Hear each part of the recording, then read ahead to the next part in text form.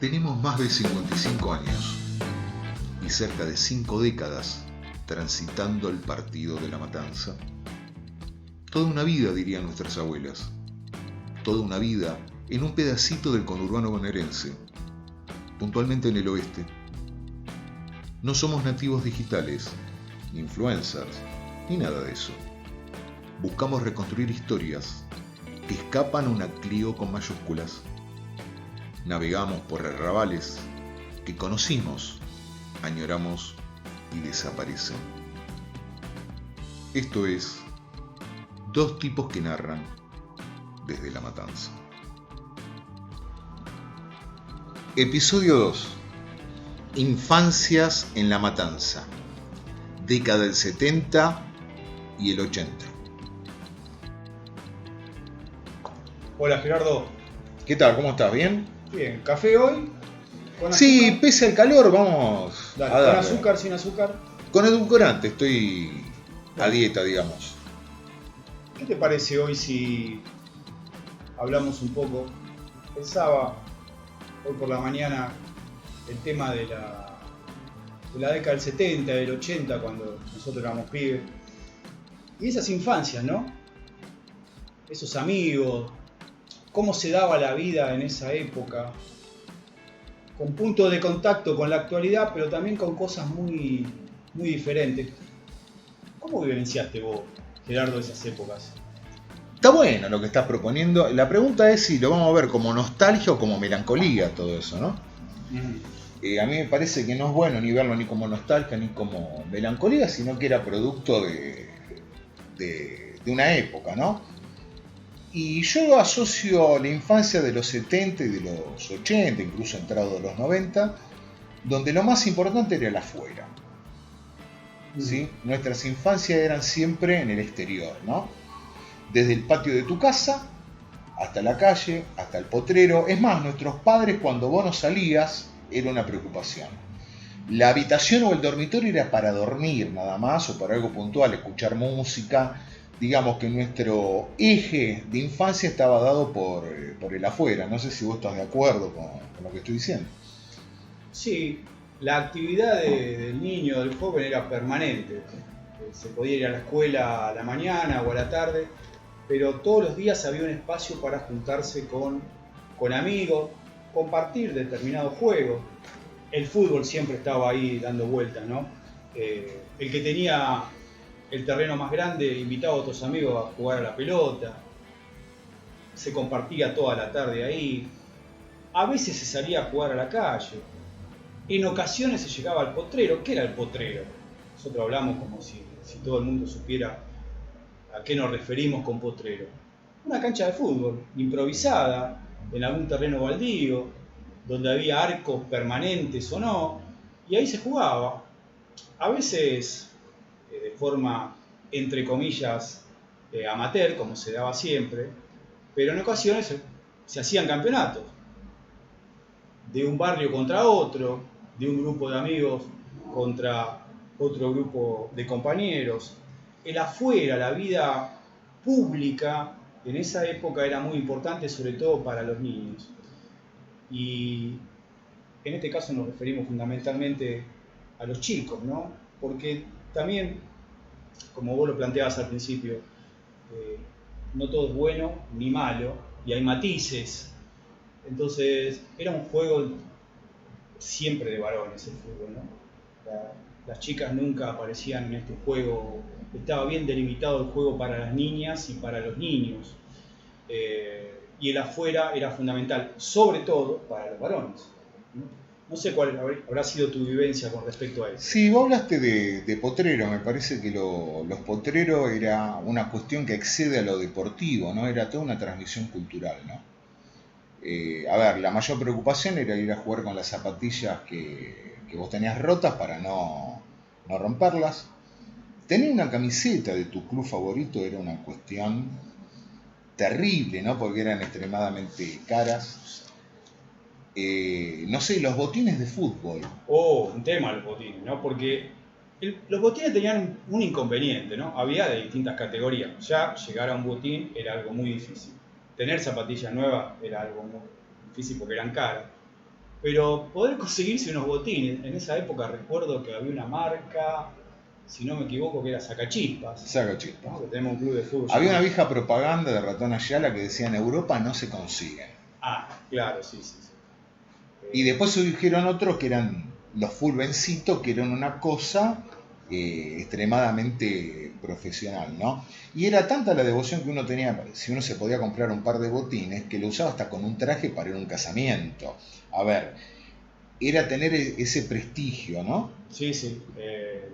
El problema de los botines, algunos tuvimos la mala suerte, pero en definitiva fue suerte de no tener muchos botines, muchos pares de botines, o casi nunca poder utilizarlos, es que el que tenía botines, en teoría, tenía que jugar bien. Porque si vos tenías botines y no jugabas bien al fútbol, y te decían, che, pero vos, ¿para qué tenés esos botines? Dáselo a otro que sepa jugar. Los botines implicaba eso, pero sobre todo el compartir. El compartir una tarde fuera de tu casa, el momento de la merienda, ¿no? De compartir el alimento, después de jugar al fútbol, o hacer Sí, una gaseosa en una esquina. una gaseosa en una esquina con amigos. El fútbol era algo muy importante y la calle, sobre todo, contrariamente a lo que se puede ver hoy, era un lugar de seguridad, no de inseguridad. Lo que daba inseguridad era un joven o un niño en la pieza, fuera del horario de sueño, ¿no? Que sería la noche. Eso traía preocupación a los padres. Es más, tus mismos viejos impulsaban a que vos salieras. A mí me parece lo interesante de aquellas infancias, como dijimos, era el afuera, donde había todo un mundo que nosotros podíamos manejar, ¿no? A ver, de jugar un campeonato con otro barrio, sí, qué sé yo, en La Matanza hubo canchas icónicas, ¿no? Las canchas de la colonia Mi Esperanza, del Chalet, la de los curas González Catán. de González Catán. A ver, eran lugares donde iban multitudes de pibes y había campeonatos que empezaban a las 8 de la mañana, a las 6 de la tarde, que vos desaparecías de tu casa, y a lo sumo un episodio de violencia puede ser un golpe, a las piñas, no había... Sí. Donde el fútbol profesional, que en esa época se transmitía sobre todo por radio, en directo, pasaba a un segundo plano. Lo importante eran los campeonatos que se daban los fines de semana entre estos barrios, en distintos lugares de La Matanza. El fútbol profesional, lo decimos, parece increíble ahora, no interesaba frente a estos campeonatos que tenían un prestigio, que creo que ese es el concepto, ¿no? El prestigio, más allá de que se jugara por dinero o no, y más allá del trofeo que se pudiera dar, el prestigio que adquiría ese barrio cuando ganaba uno de estos torneos, que era muy difícil, porque he tenido en algún momento la posibilidad de verlo y de jugar muy poco tiempo, la presión que había. La presión y no solamente eso, a ver, retomando lo que vos decías, también la relación con la pelota, ¿no? A ver, qué sé yo creo que he jugado con una pelota en condiciones a los 20 años más o menos, eran pelotas que se partían, que se desgajaban. Coser una pelota para poder jugar era una cuestión normal, porque eran extremadamente caras y, a ver, estamos hablando de potreros, que había piedra, había vidrio, resto de basura, no eran canchas profesionales. Pero lo interesante era el prestigio de ese potrero que enfrentaba a dónde, al otro. Había rivalidades extremas, qué sé yo, en Casanova estaba el Bajo contra la Borwar y era un clásico prácticamente, pero no era un clásico de aguante, no yo te reviento, ¿no? Sino que había que ganarle al otro con elegancia futbolística, ¿no? Era muy bien visto el tipo que jugaba bien al fútbol. ¿Sí? No era correr solamente, sino que había criterio. Yo creo que en esas canchas soñábamos con ser Bocini, con ser Houseman, con ser Maradona, y no estar en una cuestión comercial, sino el hecho de representar a tu barrio, que era una cuestión maravillosa, ¿no? Vos que estabas hablando, o estamos hablando de infancia también, hay cosas que me retrotraen a todo eso, y un elemento también que marcó mucho mi infancia es la bicicleta. No sé si te habrá pasado lo mismo. Sí, hay una relación también, si se quiere, entre los potreros y la bicicleta. No todos vivíamos cerca del potrero, entonces había que llegar hasta ese lugar de encuentro, ¿no? Y la bicicleta, para los que tenían la suerte de tener una, era fundamental para los chicos, la bicicleta. Recordemos, vamos a dar el caso de La Ferrer o de González Catán en La Matanza. Barrios, ¿no? Ciudades, pequeñas ciudades en formación, un espacio semi-rural donde cada excursión o incursión de estos chicos en bicicleta era ingresar en mundos completamente diferentes, ¿no? Desde un arroyo hasta una tosquera, hasta un bosque de pinos, hasta un mar de eucaliptus. Todo eso en un mismo día y después con aventuras que van a venir otros días posteriores porque era imposible recorrer todos esos lugares. Lo que hoy sería la virtualidad, que en esa época era el cuento, que podíamos leer nosotros en la escuela o nos podían leer, pasaba en la vida cotidiana. O sea, lo sorpresivo pasaba en vivo y en directo y lo descubría el protagonista, que en este caso eran los jóvenes, los niños y los jóvenes de esa década del 70 y del 80 en La Matanza. Todo por descubrir. Y la bicicleta era el medio de transporte que ingresaba en lugares donde otro medio de transporte no lo podía hacer porque no había caminos para ingresar en este Claro, te espacio. facilitaba ir a cazar ranas, por ejemplo, y comerlas, pelarlas y hacer un fogón, qué sé yo, ir a robar fruta, aunque parezca una locura, ¿no? Había determinadas frutas que no, higo, nísperos, algo de eso, que eran un tesoro para esas infancias. Ir a la escuela, ¿no? Ir a la escuela se podía ir de muchas maneras, pero una de ellas era ir en bicicleta. Había escuelas que tenían un espacio donde guardar la bicicleta. Entonces ya el solo hecho de ir a la escuela implicaba que ese niño iba a tener que hacer 2 viajes. Pero no 2 viajes en colectivo, no 2 viajes en otro medio de transporte, en un auto o en un tren, sino en una bicicleta, donde él iba a ser protagonista de este recorrido. Muy interesante, ¿por qué? Porque había días que iba a tener que ir con frío, otros con mucho calor, y en ocasiones con lluvia. Más aventura para un chico, ¿no? Que llegará ese día con su guardapolvo mojado o lleno de barro y se cayó de la bicicleta porque está jugando carreras cuando sale de la escuela. Y también lo que parezca extraño, la entrada y la salida de la escuela no es como ahora. No había adultos prácticamente, porque la mayoría de nuestros padres trabajaban y tanta la salida o el ingreso a la escuela, vos ese recorrido lo hacías con el grupo de tus compañeros, ¿sí? No estaba esa presencia del adulto, ¿no? Sí, y además ese medio de transporte muy importante, que lo vemos ahora en perspectiva, que era la bicicleta, era la que hacía el recorrido hasta los almacenes del barrio, ¿no? Entonces la madre de estos chicos les daba el papelito con todo lo que tenía que comprar al almacenero y ahí traía el aceite, la harina, los fideos, todo lo que se necesitaba para la casa lo traía ese chico o esa chica después de venir de la escuela, también en bicicleta. O sea, era un trabajo menos que hacían los adultos en esa casa. Y era un viaje más que hacía ese joven, ese chico, ¿para qué? Para ni más ni menos que conocer el mundo, ¿no? Sí, se sociabilizaba, qué sé yo, ibas al almacén de Don Tito y te decía cómo estás, a ver, y te preguntaba por tu vieja. Yo hoy te puedo preguntar, che, ¿vos conocés la India? Y vos me decís, sí, conozco la India, la vi por Instagram, la vi por YouTube. Te pregunto, che, ¿vos conocés el barrio en bicicleta? Y me vas a decir no. Entonces, ¿qué mundo estás conociendo? Si conocés la India, conocés Europa, conocés Asia o África desde un dispositivo, pero no conocés tu barrio en bicicleta. En la década del 70, todo niño que se precie conocía su barrio caminando o en bicicleta. Sí, y no, y, a ver, implicaba aventuras también y, a ver, infancia y una relación con los juguetes, ¿no? Los juguetes eran precarios. A ver, la pelota, alguna bicicleta aurorita de segunda marca, pero a ver, los juguetes eran extremadamente caros. Sí, para jugar a la pelota, con las pelotas que había, como bien marcabas vos, Gerardo, había que tener mucha imaginación. Para jugar a los soldaditos había que tener mucha imaginación, porque uno tenía 3 soldaditos y pensaba que tenía un ejército. Para creer que esas 2 maderas eran fuertes, había que tener mucha imaginación. ¿Qué quiero decir con esto? La imaginación era el juguete más importante que tenían los niños. Los niños, me refiero en general. Y eso llevaba a que muchos de ellos les gustaba escribir y a muchos de ellos les gustaba contar. Leer historietas. Leer historietas, ¿no? Ahora que están de moda el manga, ¿no? Coreano, japonés.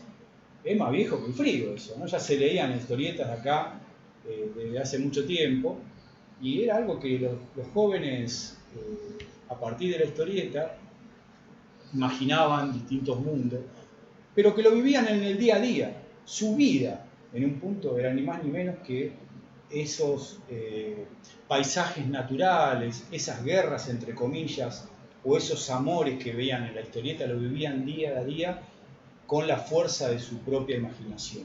Sí, no solamente eso, vos fijate la relación con el televisor en aquella época. Había marcados horarios para ver televisión. Sí, había 2 programas infantiles nada más y después te tenías que fumar a los adultos escuchando Grandes Valores del Tango o noticieros, ¿no? Por suerte, y ahora a la distancia lo podemos decir, era una relación conflictiva con el televisor, ¿no? Casi bélica era la relación que teníamos con el televisor, porque la mayoría de las veces no funcionaba. La antena no funcionaba, la señal no llegaba, se calentaba el televisor y se compraba ahí un aparato que era el estabilizador, porque a veces venía demasiada tensión y se quemaban los televisores. Entonces teníamos la suerte de ver muy poca televisión, o que directamente no funcionaba el televisor. ¿Eso que reforzaba? La vida en la naturaleza, la vida fuera de casa. Y también la vida hacia el interior de casa llevaba al niño y al joven a trabajar a veces en la huerta, dentro de casa o en el gallinero. Y ahí había distintos animales que conocía en vivo y en directo y veía la producción de esos animales. Por ejemplo, la producción de huevos, ¿no? Alimento importante, si los hay, que era algo cotidiano en la vida de una familia en el conurbano bonaerense, en este caso en La Matanza. Sí, también era una infancia atravesada por el laburo, ¿no? Si tu hijo se ponía a arreglar el auto, vos tenías que pasarte todo el fin de semana al lado de tu hijo, aunque sea observando, y ni hablemos si tu casa estaba en construcción, porque el peón de albañil terminaba siendo ¿qué cosa? Vos. Entonces, era el territorio marcaba ese afuera, marcaba muchísimo, y la relación con el adulto también era muy particular, ¿no? Había gran presencia marcando mandato de los adultos, pero también tenías un espacio de libertad que te permitía creatividad, recorrer territorios, la aventura. Yo creo que había una mala palabra, que era el encierro. Todo lo que fuera encierro era negativo. Entonces el afuera era importante. Hasta el afuera dentro de casa, ¿no? El afuera en el pequeño terreno de la casa, el afuera en la calle, el afuera en el barrio, el estar en la calle con otros y que el otro también te conocía, ¿no? Sí, también en las infancias se tejían cuestiones colectivas muy importantes, ¿no? Una gaseosa que era carísima no te la podías comprar sola. Hacías la vaquita entre tus amigos para poder, ¿qué cosa? Tomarla. Una revista anteojito Villiquen era terrible también poder comprarla. Entonces, generalmente el tipo que uno compraba un número, el otro, y tenía qué cosa, cierta circulación. Y no solamente eso, la relación, a ver, no sé por qué me disparo acá, pero la relación infancia-kiosco, ¿no? A ver, había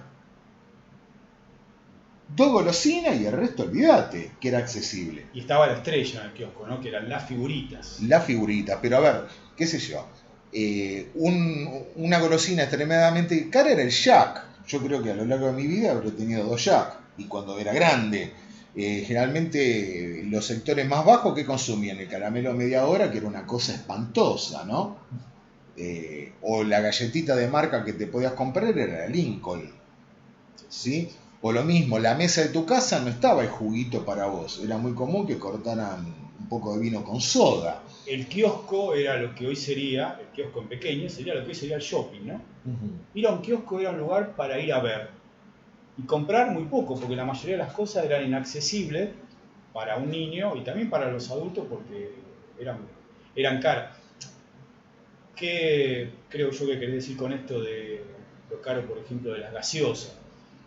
Esto llevaba a algo que vos lo decías muy bien, la cuestión de estar siempre en grupo, ¿no?